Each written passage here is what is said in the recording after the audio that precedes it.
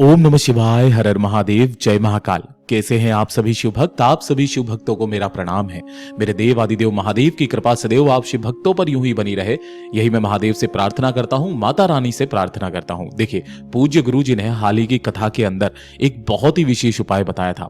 ये उन व्यक्तियों के लिए कहा गया था कि जब आपकी किस्मत बिल्कुल विपरीत चल रही है, भाग्य बिल्कुल साथ नहीं दे रहा है, जिन कार्यों में आप हाथ डालते हो सफलता नहीं मिलती है, गुरुदेव ने कहा किस्मत छप्पर फाड़ के खुलेगी।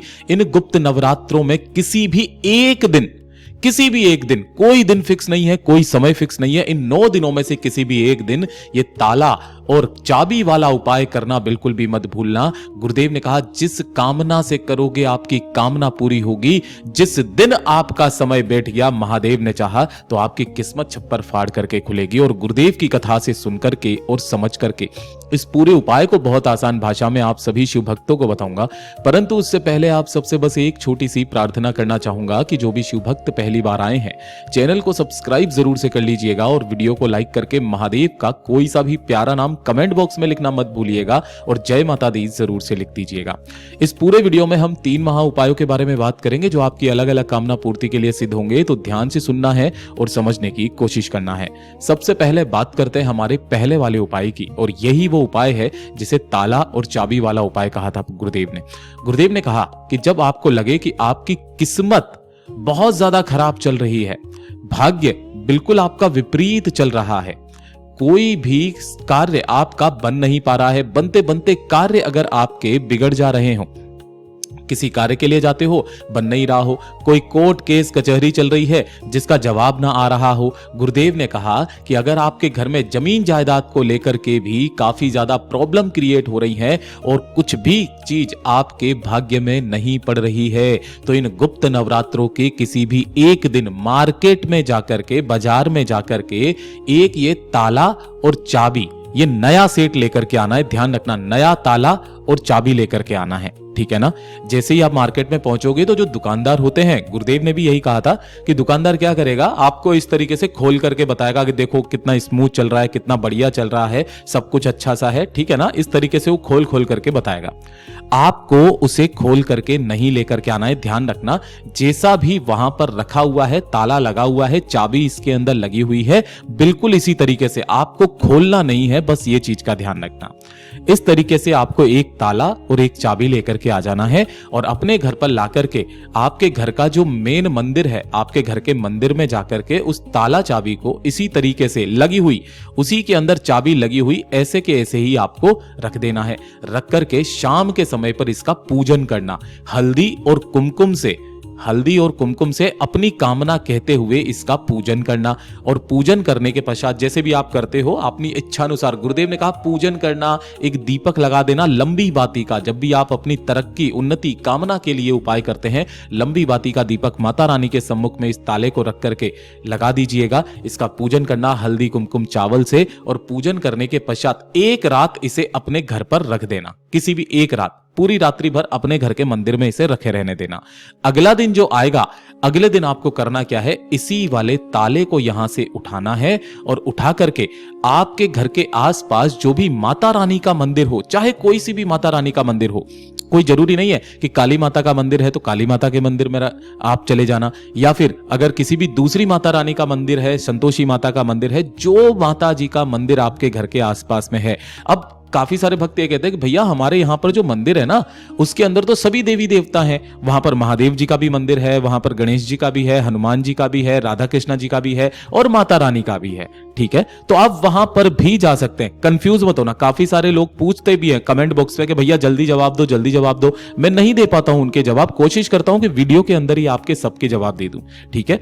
जहां पर भी माता रानी का मंदिर है ना, वहां मंदिर में जाकर के उस ताला और चाबी को एज इट इज, उसके अंदर चाबी लगी हुई रहनी चाहिए, ताला खोलना नहीं है आपको, ऐसा का ऐसा ही माता रानी के मंदिर में रख करके चले आ जाना। गुप्त नवरात्रि के किसी भी एक दिन ये वाला काम करना है। गुरुदेव ने कहा कि जिस दिन किसी की नजर इस ताले के ऊपर पड़ेगी, और जिस दिन किसी ने भी अगर ये ताला खोल दिया, समझ जाना मेरे महादेव ने आपकी किस्मत का ताला खोल दिया। फिर आपके आड़े कोई नहीं आएगा, आपके सारे कार्य बनते चले जाएंगे, आपकी किस्मत इस तरीके से खुलेगी कि आपने कभी सोचा नहीं होगा। ये शिव तत्व है। पूज्य गुरु जी का बहुत अद्भुत और अचूक उपाय है, जरूर से कीजिएगा। और ये दूसरे नंबर का उपाय ये उन व्यक्तियों को करना है जो जीवन में धन कमाने के लिए बहुत ज्यादा मेहनत कर रहे हैं और उनको उनकी मेहनत के बराबर का फल भी नहीं मिल रहा है। कहने का मतलब यह है कि अगर आपने कोई भी व्यापार खोला है ना, व्यापार के लिए आप दिन रात एक कर दी है आपने, लेकिन आपको उतना मुनाफा नहीं मिल रहा है।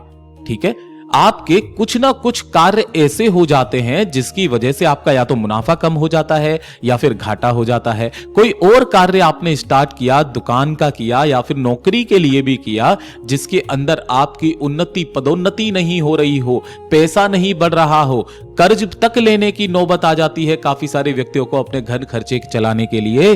तो गुरुदेव ने विशेष तौर पर यह वाला उपाय बताया था कि जब आपको अपने जीवन में मेहनत के बराबर का फल ना मिल रहा हो, आप जितनी मेहनत कर रहे हो उसके बराबर जब फल ना मिले, तो मात्र एक नारियल, ध्यान रखना क्या करना है, मात्र एक नारियल आपको लेकर के आना है। कौन सा नारियल? सूखा हुआ नहीं, इस तरीके से जटाला वाला नारियल लेकर के आना है। ठीक है ना, इजीली मार्केट में मिल जाएगा। और इसे लेकर के अपने घर के मंदिर में इसे ला करके रख देना। ध्यान रखना, माता रानी के सम्मुख में, जो भी माता रानी की तस्वीर मूर्ति आपके घर में है उसी को सामने ला करके इसे रख देना।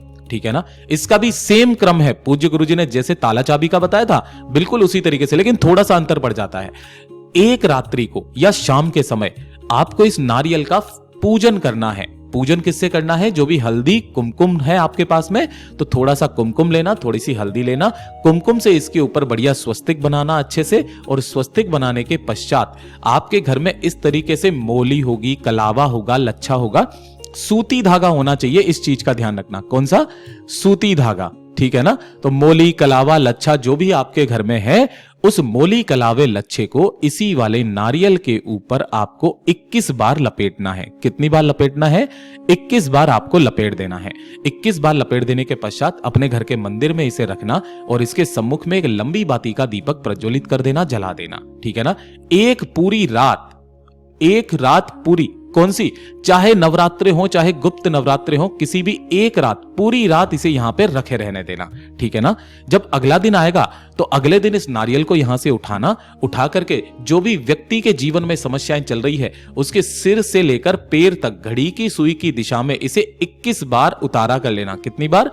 21 बार इसका उतारा कर लेना। और उतारा करने के पश्चात आपके घर के आसपास जो भी माता रानी का मंदिर हो उसी माता रानी के मंदिर में चले जाना, या तो वहां पर कामना करके रख करके चले आ जाओ, या फिर आपके घर के आसपास अगर कोई बहता नदी, तालाब, सरोवर, कुआं, बावड़ी कुछ भी हो जिसमें जल बहता हुआ हो, अपनी कामना कह करके उसमें जाकर के डाल करके चले आ जाइएगा। उसी दिन से आपके उस व्यक्ति के जीवन में सुधार आना शुरू हो जाएगा। बात करते हैं हमारे तीसरे वाले उपाय की, जो कि इस वीडियो का सबसे विशेष उपाय होने वाला है। विशेष क्यों कह रहा हूं? यह है मनोकामना पूर्ति का सबसे अचूक उपाय।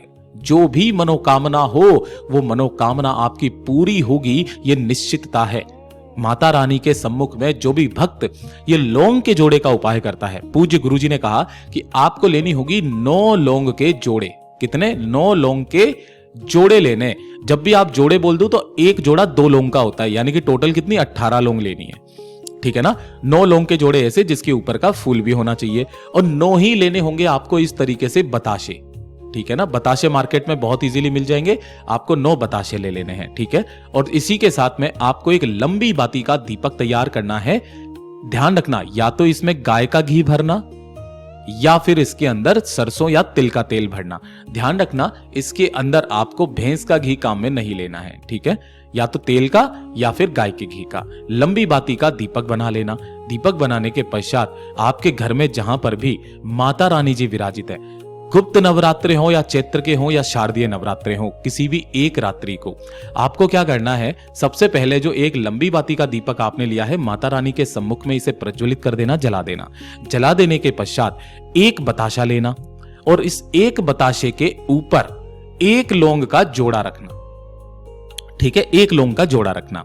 इसे लेकर अपनी कामना कह करके माता रानी के सम्मुख में एक छोटी सी प्लेट वगैरह लगा लेना, कुछ भी लगा लेना, ठीक है ना। माता रानी के सम्मुख में जैसे ही आपने ये प्लेट लगाई तो जो आपने एक बताशा लिया है और उस बताशे के ऊपर एक लौंग का जोड़ा रखा है, पहली दिन की माता रानी का नाम लेकर के अपनी कामना कह करके यहां पर इनका भोग लगाना, समर्पित करना। फिर वापस आपको दूसरा वाला लेना है बताशा, उस दूसरे वाले बताशे के ऊपर भी एक लौंग का जोड़ा रखकर दूसरे दिन की माता रानी का नाम लेकर अपनी कामना कह करके रख देना।